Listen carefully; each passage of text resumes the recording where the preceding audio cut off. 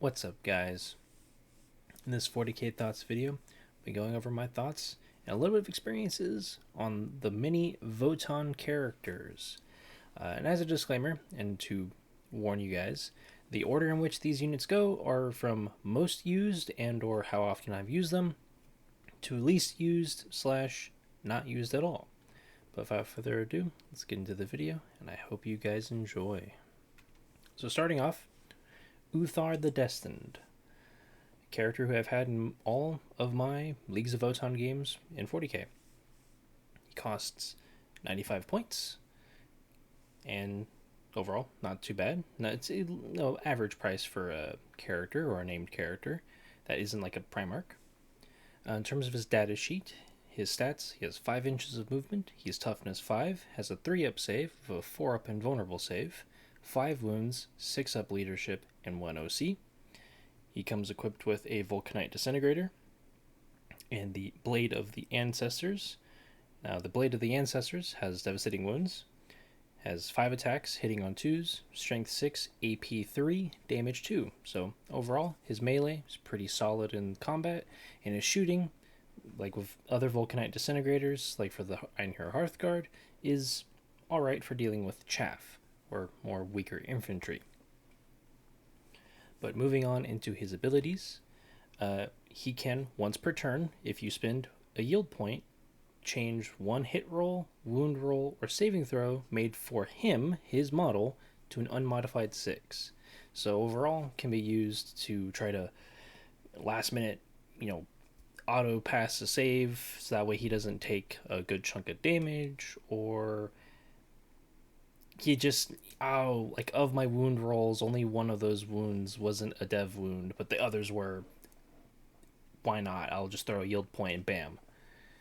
And then his other ability, Grim Efficiency, is once per battle round, when a Leagues of Votann unit that's in your army, that's within 12 inches of him, if they are targeted by a stratagem, you can just reduce the command point cost of that by 1. So you can, since most of the Votann stratagems are 1 command point cost, and some of them are really good and give sustained hits 1 or 2, you can just throw those out for free, technically. I mean, for free command points, but some yield points are going to have to be spent. With regards to units that he can attach to, that would be Hearthkin Warriors or Einhyr Hearthguard. As I said, I've used him in every 40k game I've played with the Leagues of Votann, and I found him to be really, really nice. I mostly have him attached to a unit of Hearthkin Warriors, and they tend to hang back, stay within 12 inches of, a Hecaton Land Fortress or 2, some Brokhyr Thunderkin, and just try to make the most of his command point ability. And in all my times using him, he's held his weight. When he's gotten into combat with enemy characters or enemy units that aren't characters, he's held his own quite nicely. He's been a threat in his own right when he's needed to. And yeah, and then his model, it's very similar, if not the same, as the Kahl. Looks great. Very much space dwarf appearance, and the really good sticking point with the motif and the aesthetic. But speaking of the Kahl, I've used one Kahl in all of my games, only ever one, but they cost 65 points. They give lethal hits while they're attached to a unit leading it, and they can generate an extra yield point if the Kahl specifically destroys an enemy unit, and that can only happen once per phase. So you're limited to potentially gaining 1 additional yield point every phase. But his data sheet, in terms of his stats, he has 5 inches of movement, he's toughness 5, has a 3-up save, 4-up invuln, 4 wounds, 7-up leadership, and 1 OC. So pretty similar to Uthar the Destined, with the biggest difference being the wounds and the leadership. In terms of ranged weapons and his melee weapons, the Kahl can come equipped with either an Autarch Pattern Combi Bolter or a Vulcanite Disintegrator. Now the Autok pattern Combi Bolter has 24 inches of range, 4 attacks, hitting on 2s, strength 4, AP 0, damage 1. The Vulcanite Disintegrator, I went over it last slide with Uthar The Destined, so I don't need to go over it here. For melee weapons, he can come equipped with either a Forge Wrought Plasma Axe, which has 4 attacks, hitting on 2s, strength 5, AP 2, damage 2, or he can be equipped with a Mass Gauntlet, which has 3 attacks, hitting on 3s, strength 8, AP 3, damage 3. So effectively, it's the closest comparison for the melee weapons here would be something like Master Crafted Power Weapon compared to a Power Fist or Relic Fist for the Space Marines. And in terms of war gear abilities, further abilities can come equipped with a Rampart Crest, which gives models in a unit, if the Kahl is attached to a unit leading it, a 5-up invulnerable save. So that can be useful when attached to a split unit of Hearthkin warriors who don't have their Thane. Can be useful to attach Einhyr Hearthguard, who they have the Teleport Crest. And speaking of the Teleport Crest, the Kahl can come equipped with the Teleport Crest, which gives the unit that he's leading Deep Strike. So you could, alternatively, instead of using a group of Hearthguard as a Deep Strike unit, you can take some Hearthkin warriors and Deep Strike them around. You could technically do that for cheaper than the Hearthguard with Kahl, but you're paying more for a less effective little side objective thing that are less lethal in their own right, so not all that worth it in that sense. But as I said in the previous slide about Uthar The Destined, Kahl looks great, has that space dwarfy looking aesthetic, and just overall looks really good. As I said, I've used one Kahl in every game of the Leagues of Votann. I always have a Kahl attached to a unit of 10 Hearthguard warriors, Einhyr Hearthguard. And they've always been a extremely scary brick to just plop down either into my opponent's deployment zone, or to shore up a space in no man's land, or kind of in my deployment zone if things have been screened out too well on my opponent's side of the map or board. And yeah, Kahls similar to Uthar The Destined just can hold their own. Them having 4 wounds is kind of unfortunate, because it means that, hey, if they fail their saves, damage 2 attacks kind of can pick them up fairly quickly. But in my experience with playing against the Necrons and Emperor's Children, primarily when I've played Leagues of Votann, it's never been too much of an issue. I tend to not really run into damage 2 or higher attacks, at least with the lists I've played against. So there is that. Next off, we have the Memnyr Strategist. Now, the Memnyr Strategist costs 45 points, so overall quite cheap. For their stats, has 5 inches of movement, he's toughness 5, has a 4-up save with a 4-up invuln, 4 wounds, 7-up leadership, and 1 OC. So it's really cheap. It's overall not terribly easy to wound and hurt, and if he has to make any saves, he's always making 4-ups. It's great. But that's kind of where the rest of his usefulness, or not usefulness, but just more, he's not there for combat. He's equipped with an Autok pattern bolt pistol, which is standard to your Space Marine bolt pistol, other than it hitting on 4s instead of hitting on 3s, or even hitting on 2s, because characters. And then for melee weapons, he has close combat melee weapons, or close combat weapons, which are 1 attack, hitting on 4s, strength 3, AP 0, damage 1. So the Memnyr Strategist isn't really providing much with himself in fighting or shooting. However,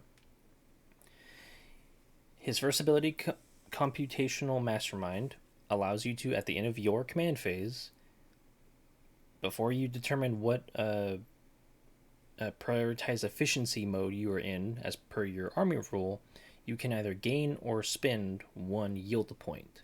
So he is useful to just have sitting on your home home objective in your deployment zone for gaining additional yield points on your turn. Sort of similar to using a character like Azrael or Imhotep the Stormlord for additional command points when they're on the battlefield.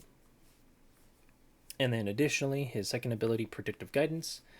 Once per battle round, you can use Fire Overwatch or Heroic Intervention for 0 CP with the unit that he's attached to. So that's really good for Ironkin Steeljacks, regardless if they have melee weapons or heavy Vulcanite Disintegrators. The heavy Vulcanite Disintegrator ones can hit on 5s when they overwatch, and if you're in Fortified Takeover, they hit on 4s.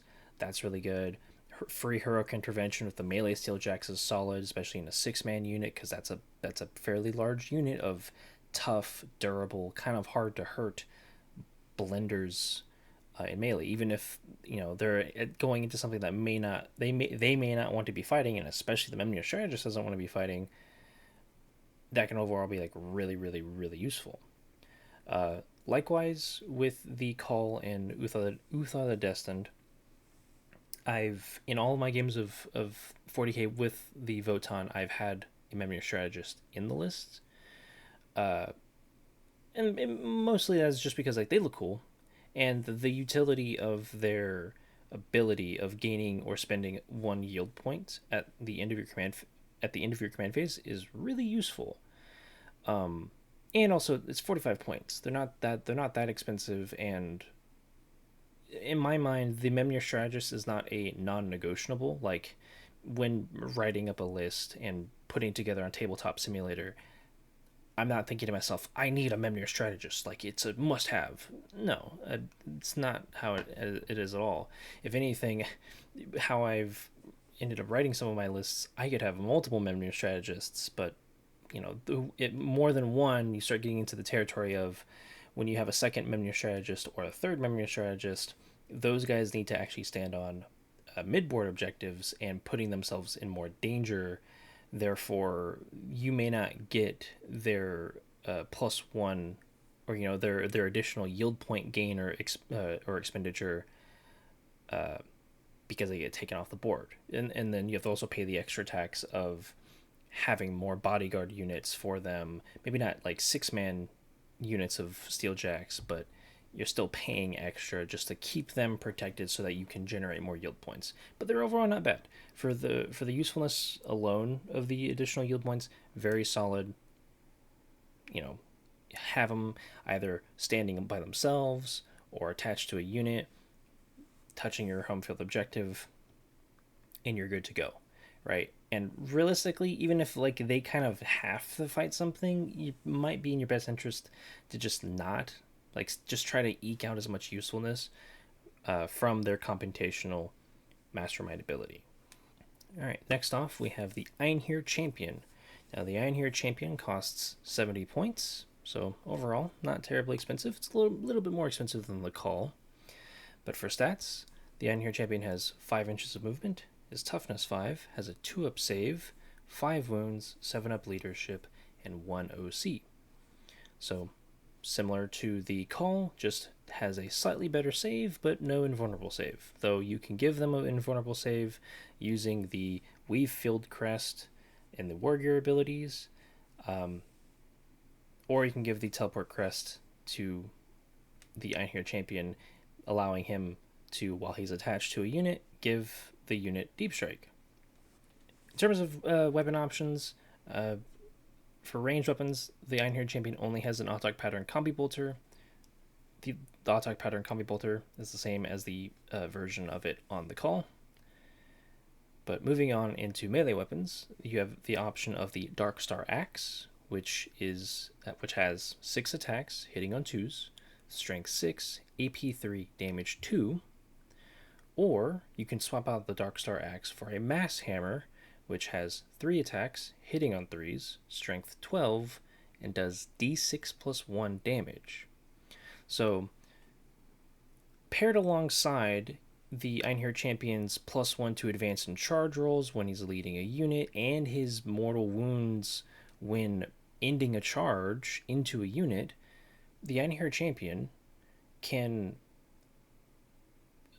really punch into something and hit hard, kind of regardless of what weapon he's equipped with. If he's equipped with the Darkstar Axe, more of a anti-elite infantry or anti-infantry blending type character.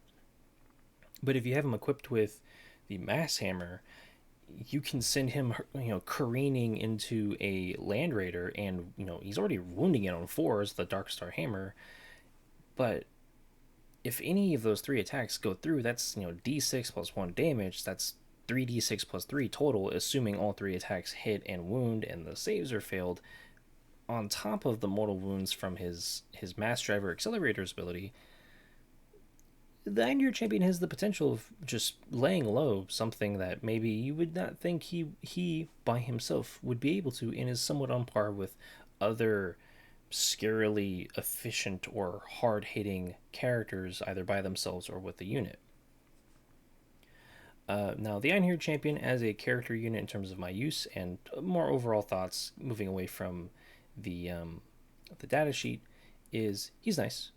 I had the unfortunate experience of making bad calls with him, starting him on the board, getting really bad advance rolls. Little bit of a dice were just not on my side that game, and poor play / positioning on my part. And granted, with that one game of experience with using the Einhyr Champion, and wholeheartedly wanting to use an Einhyr Champion again, and or still considering it, he's not bad. I think for what I was able to squeeze out of him attached to a small unit of 5 Hearthguard, really solid, really capable. Was just poor play on my part, and bad luck also on my part. Although the one little criticism I could make with the Einhyr Champion is a little dumb that the Hearthband detachment doesn't give him the additional +1 to AP, or the additional pip of AP, because although he's not a Hearthguard unit or a Kahl, he is an Einhyr Champion. He's a elite member of the Hearthguard, so why doesn't he benefit from the Hearthguard detachment? Yes, it would make his Darkstar Axe and Mass Hammer AP4, but then you're getting really well and proper into the, hey, he hits anything, they're either making invuln saves or they are dying or rolling sixes. Or not dying, but getting hurt, or they're rolling sixes or they're rolling invulns. So that's really all I have to say about the Einhyr Champion. Really solid unit. Have little to no complaints other than just make Hearthband work with him and give him that extra little +1 to AP, since he is a Hearthguard unit, technically. Next off is the Brokhyr Iron-Master. The Brokhyr Iron-Master costs 75 points. So overall, he, alongside his Ironkin assistant and 3 ecogs, are not terribly expensive, though a little unwieldy with regards to the size of the unit. Being a 5 model unit by himself, as a character data sheet is fairly large. But in terms of the data sheet, the stats, all models in the unit have 5 inches of movement. They're toughness 5. They all have a 4-up save. The Iron Master has 4 wounds. The Ironkin assistant and ecogs have 1 wound. They all have 7-up leadership, and they all have 1 OC. And then, of course, they all have different base sizes. The Iron Master has a 32mm base size. The Ironkin Assistant has a 28.5mm base size. And then the 3 ecogs have 25mm base sizes. Just felt like that was important to point out. But going into their ranged weapons, the Ironkin Assistant, or one of the ecogs, I forget which one, my apologies, have a automatic pattern bolt pistol, so your standard stuff.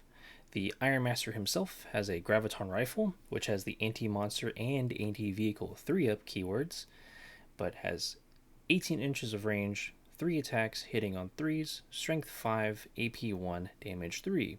So the Iron Master himself can provide a little bit of additional anti-vehicle or anti-monster shooting, but, the likelihood of saves being failed with that AP1 is not very likely, but if saves are failed, That's 3 damage. Hope they don't have a feel no pain or a damage reduction ability.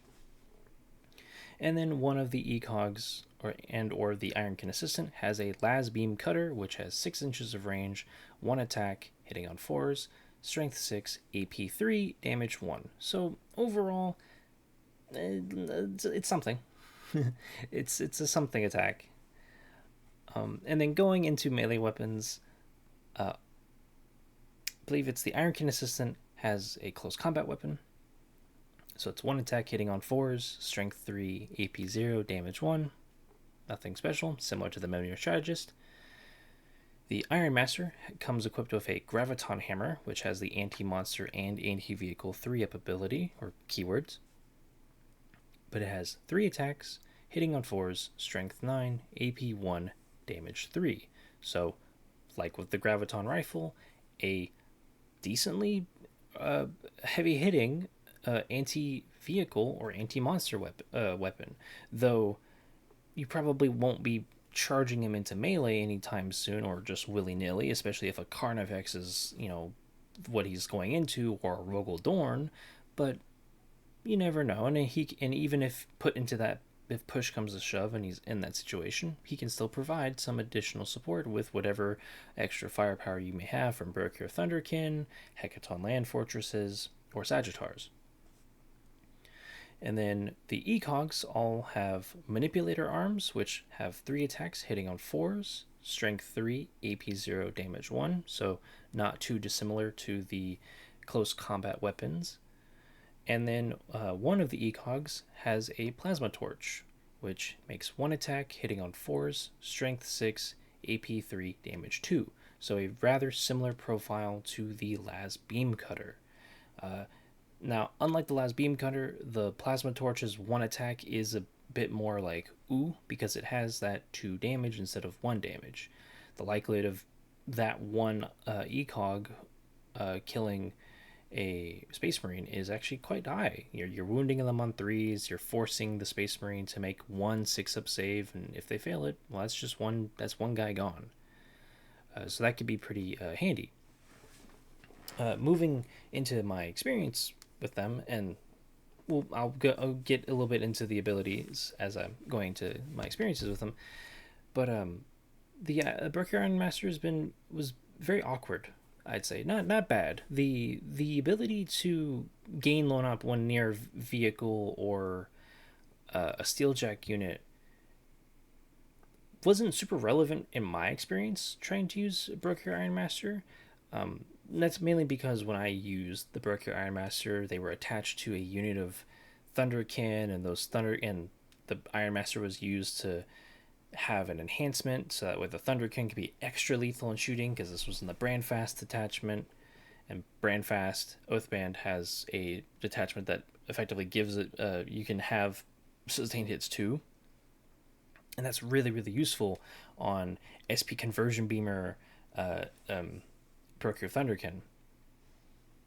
But the lone up ability in that sense didn't really come up until those Thunderkin were killed and just the Iron-Master was left. But by the time that point in the game had come, it wasn't relevant. It didn't really mean much. The Multispectral's Visor ability, truth be told, I forgot about it. I forgot about it, or just never really needed to reroll ones, or it didn't matter if I did or didn't. Not to say that that's not useful. Definitely really useful. Being able to reroll a wound roll of 1 when you make a range attack with the unit is good, especially if if it's attached to a unit of Brokhyr Thunderkin, because that allows you to reroll their wound rolls because it's the unit, not the model. And if the Brokhyr Iron-Master is attached to a unit of Thunderkin, that is, they are part of his unit. And then Forge Rot Expertise is super handy. Being able to give repair a land fortress or steeljacks or a Sagittar within 3 inches, up to D3 to up to 3 lost wounds, is really really useful. It's no different than having like a tech marine or a warp smith. Yes, you can't give the vehicle or the unit you're healing or have the option to heal a +1 to hit or like a +1 to wound, but being able to just simply be like, hey, that unit of steeljacks that's ahead of the Brokhyr Iron-Master lost one model. I'm gonna go and repair them, and okay, cool, they got that one model back. Like that's useful. Or oh, like my land fortress just took 5 damage, 5 wounds. I'm gonna go repair it, and okay, give it back D3 or 3 wounds, and it's losing profit, in terms of like the damage taken, the damage repaired, but the longer you can keep some things around like that, the better, in my opinion. Um, but likewise, one big complaint I have with the Brokhyr Iron-Master as a character, as a unit, is the size. It's how large the unit is, a 5 model unit. So paired with steel, or paired with Brokhyr Thunderkin, it just becomes super unwieldy to start moving around. Like, yeah, it's no different than maneuvering a 10 model unit with one character attached to it. It's just more about the base sizes being different amongst the Brokhyr Iron-Master's unit and then whatever he's attached to. It's just a little bit of a headache. And then the fact being that each ECOG and the Ironkyn Assistant and the Iron-Master all have different, uh, you know, war gear, different weapons and whatnot. It just makes it a little much to keep track of.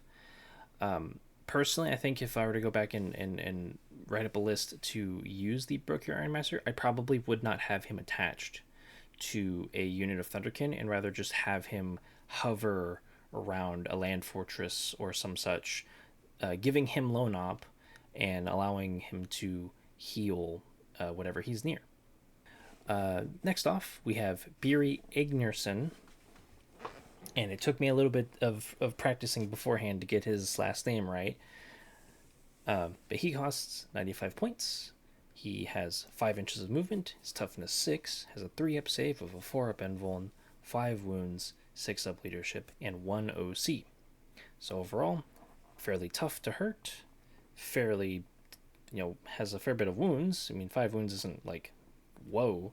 And he's kind of slow, which is the whole thing of Votann, of having 5 inches of movement almost army wide, with the exception of vehicles and Chthonian berserks and Hearthkin Jaegers. Excuse me. Getting into weapons, he comes equipped with a Autok pattern bolt pistol. Standard as your bolt pistol, standard as previous Autok pattern bolt pistols. But going into his melee weapon, he has Bane, and Bane has 2 different profiles. It has the strike profile with precision, making 5 attacks, hitting on 2s, strength 12, AP 3, damage 3, so an excellent weapon profile option for taking down characters, trying to snipe them out of a unit. And then he has the sweep profile of Bane, making 10 attacks, hitting on 2s, strength 6, AP 2, damage 1. So his sweep profile is more similar to the profiles of the Ironkyn Steeljacks with plasma swords, or the ones that have plasma blades, where against most infantry, either elite, so like toughness 5, or T4 infantry, you're wounding on 4s, and AP2 is solid. Against Space Marines, that's 4-up or 5-up saves, depending on the model or unit that you're attacking with Buri Aegnirssen. And then the damage is 1. So the damage could be a bit better. You could always wish to be a bit higher. Damage 2 would be more ideal. But for the volume of attacks, and for Buri, on average, wounding on 2s against your chaff, your Hormagaunts, your guardsmen, your sisters of battle, overall really, really, really solid. And AP2 crosses the threshold of most chaff that he'd be using the sweep profile into are probably auto-failing their saving throws and losing models because they only have 1 wound. But going off into his abilities, he has Lone Op and Stealth, so you can't really shoot him off the board unless you get close to him, and even when you do get close to him within Lone Op range and you shoot him, -1 to hit. So overall, can be fairly safe, and that's relatively speaking. But his first ability, Grudge-Filled Fortitude, basically just allows him to stand back up after being shot down or being destroyed, so long as you roll a 2 or better on a d6. And when he comes back, and so long as he's not within engagement range, when he comes back, he has full wounds. So you could get a good turn 1 charge, or like a good charge with him in. He picks up a bunch of models, maybe picks up a whole unit, and then in the consolidation, he ends up consolidating into something that, he is probably going to end up getting clapped back and killed. But, luckily, where he's positioned, it's kind of in a near terrain feature.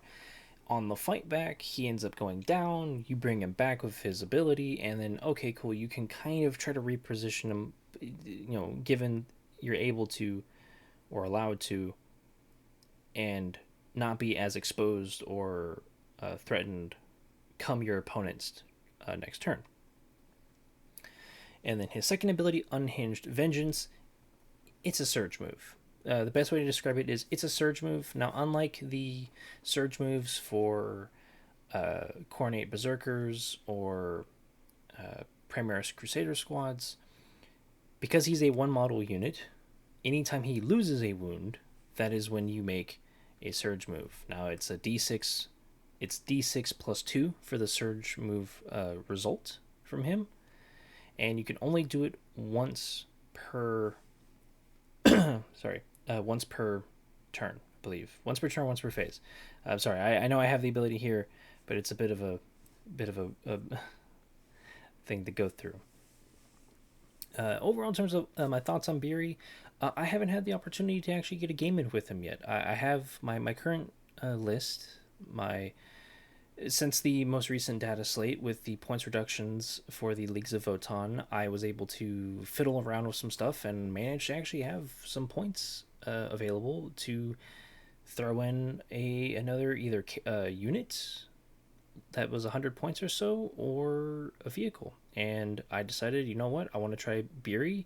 I know he can be quite a good beat stick. He can be very scary in melee when he gets into melee, and yeah, I really want to give him a try. And in terms of his aesthetic, he definitely does look really cool. Having the hide and the chitin of, I believe that's a Tyranid Prime on him. That's really great. His Darkstar Glaive Bane looks really really sleek, really clean. As with the Darkstar Axe for the Einhyr Champion, him sitting on a tactical rock. It's a little funny, but give it credit. He does look kind of badass. He has some cool lore behind him, being the thrice eaten. And the fact that his model, you can see that he's, covered in, or not covered, but has the prostheses, just makes him look spot on. And I know that a lot of that has to do with also like how you can paint him, how you can potentially kit bash and add some additional stuff to him. He just overall great model by default. And then next off, and I believe second to last, we have the Arkanyst Evaluator. The Arkanyst costs 65 points, has 5 inches of movement, is toughness 5, has a 3-up save, 4 wounds, 7-up leadership, and 1 OC.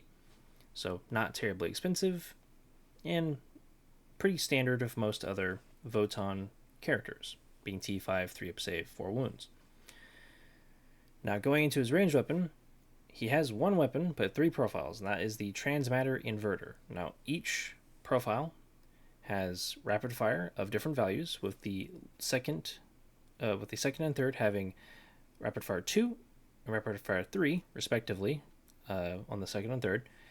Both are hazardous, but the third, the overcharge profile, has the overcharge keyword, which basically just means that when you make a hazardous test, you're subtracting 2 from the result. So if you roll a 3 on the hazardous test, it's actually a 1. Now going into the actual profiles, the half charge profile has 12 inches of range, 3 attacks. Now they all have 3 attacks, but 12 inches of range, 3 attacks, hitting on 2s, strength 8, AP 1, damage 1. So you're winning Space Marines on 2s, you're making them take 4-up saves, and you're dealing 1 damage. Nothing crazy. Full charge, 18 inches of range, 3 attacks hitting on 2s, strength 8, AP 2, damage 2. Okay, so it's a bit more solid. It's more on par with a plasma gun. It's not AP 3, but we're getting there. And with the overcharged profile, has 24 inches of range, 3 attacks hitting on 2s, strength 8, AP 3, damage 3.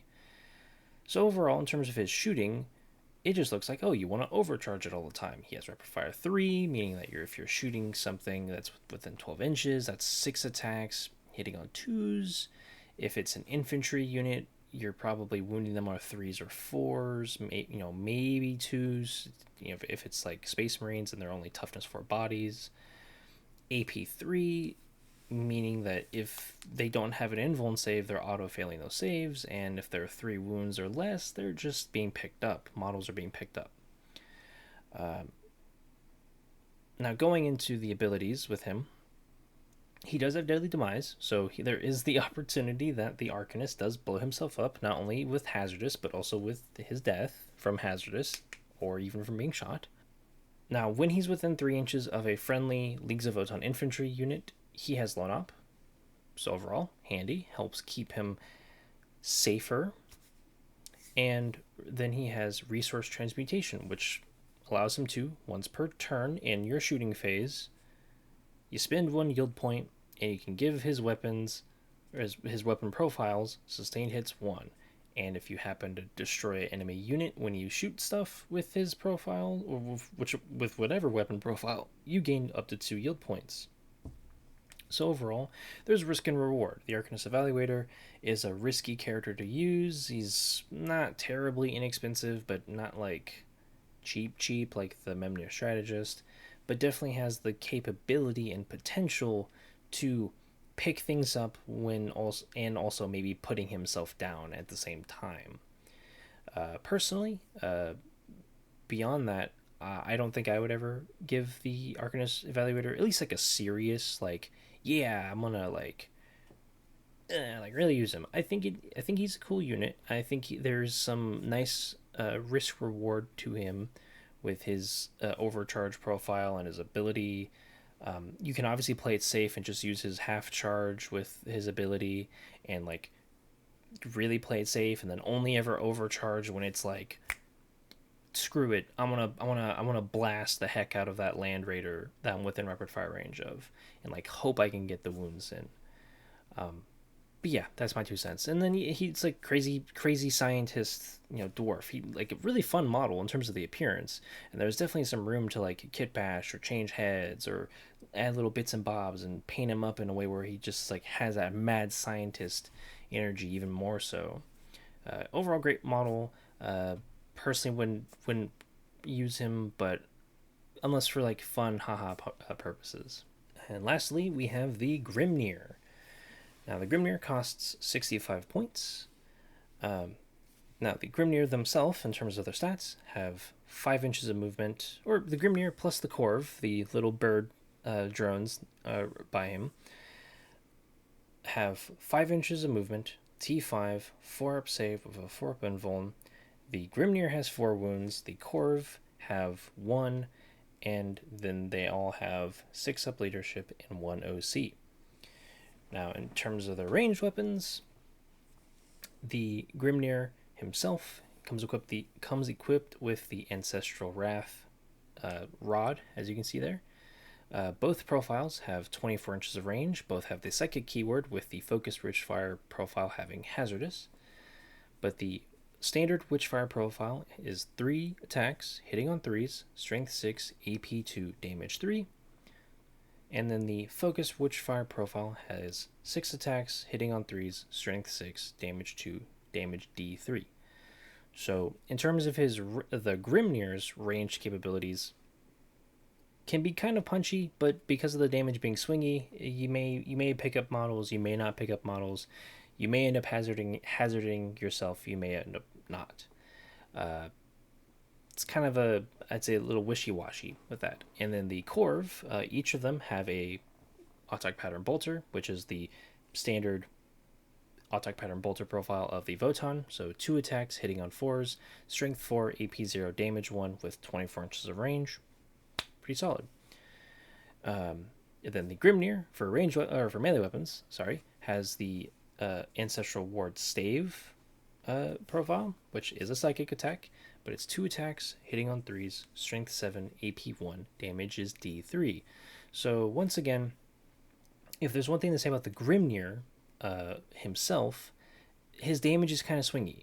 The strength and AP of his profiles is not bad by any chance or by any metric. It's just that the fact that his damage is D3 makes his capability of picking things up or fighting back and helping plink stuff is a bit all over the place.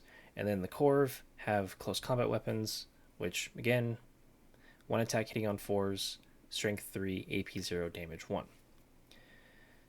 But going into his abilities, there's Fortify, which is a psychic ability. While the Grimnyr is leading a unit, the models in that unit have a 5-up Feel No Pain. So you attach a Grimnyr to Hearthkin Warriors, which is the only unit in the Votann range that he can attach to. You can make their 6-up Feel No Pain go up to a 5-up Feel No Pain.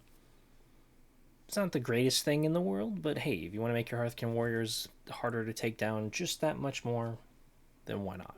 Right? For 65 points, that's all yours.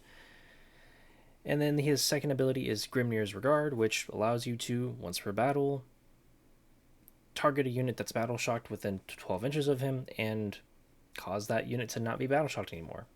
Very similar to that of a chaplain for Space Marines. Overall, my thoughts on the Grimnyr, my expanded thoughts on it past the data sheet. I'd say a little too expensive for what he provides. With the biggest benefit to the Grimnyr being the 5-up Feel No Pain and his rather swingy shooting and melee capabilities. The fact being that the Grimnyr can only attach to Hearthkin Warriors, although not bad, and what have you, he's not giving them an invuln save like how the Kahl or Uthar The Destined can. So if you're going to have a Grimnyr, you probably don't want to split the unit of Hearthkin Warriors. You probably want the Grimnyr to stay attached to a 10-man unit. The 5-up Feel No Pain is nice, but Hearthkin Warriors already have a 6-up Feel No Pain, and they're already hard to hurt because they're T5, and they have a 4-up save, 5-up invuln because they're Thane. They're 1-wound bodies. Granted, it's not bad, but it's just kind of 65 points for an additional character, and the biggest benefit is that Feel No Pain and the shooting and melee. And then the once per battle cleansing of battle shock is nice, but it's once per battle, and I know that one time can be super impactful, and it's not that different than chaplains for Space Marines. But the great thing about chaplains is it's okay, if they're attached to something, they don't just provide that battle shock cleansing effect. They also provide +1 to wound, or if you're playing Blood Angels, right? If you have any Death Company, hey, if the Death Company Marines have OC now, there's something more there than just that battle shock thing or what have you. And I also don't think that the Grimnyr necessarily provides something that the Hearthkin Warriors need that the Grimnyr only can provide. But that's my takeaway. You can feel free to agree with me and say I'm wrong. But overall, in terms of the aesthetic, moving away from the effectiveness, the Grimnyr has that ancestors, magic dwarf with staff look, kind of also like an Odin look, because they only have, one eye effectively, and then they're hooded. It's very Odin-esque, and if you know anything even passingly about Norse mythology, Odin did have that visage, and he was called Grimnyr. That was one of his aliases. But with that, guys, I want to thank you all for watching. I do apologize for this being a longer video. I could have done the more sloppy way of going about this, and that is just break all of the slides down into their own separate videos and then release them that way and spam with the 40k thoughts of the different characters. But I didn't want to do that. That would make me feel bad, and I don't want to bombard you guys or the internet with effectively could be considered slop. But I wanted to bring it all down, keep it all contained into itself. I know this is going to be a bit longer, so I really do want to thank you guys all for sticking around to the end. Very much appreciate it. And I also do understand that a lot of these videos, whether they be for the Votann, for Space Marines, Chaos Space Marines, these are more of brief kind of overviews and thoughts and observations of the given units, armies, detachments. So I do intend on getting a little bit more in depth with some of my videos going forward. Maybe not all of them, but I do want to keep it generally pretty loose. I think of it as a bit more digestible for audiences, for people who may not be super in the know of like what the Votann or Space Marines or whatever given army may be covered in the future. But yeah, but with that, what kind of experiences have you guys had with these different characters? Have you had good experiences playing with them, dealing with them, crazy aha moments? Feel free to comment down below what those were. As always, let me know in the comments if you'd like to see more content like this in the future. Always feel free to like the video, share it, subscribe, do all that. You are all by no means obligated to do so. But with that, guys, hope you guys are having a great time wherever you may find yourself. Whether you're at home, at work, enjoying your vacation, and getting ready for New Year's Eve and whatever party that may entail. Hope you guys are having a great time. Hope you guys had a great holiday, Christmas, whatever you celebrated then. But until the next time, guys, I'll see you next time. Peace.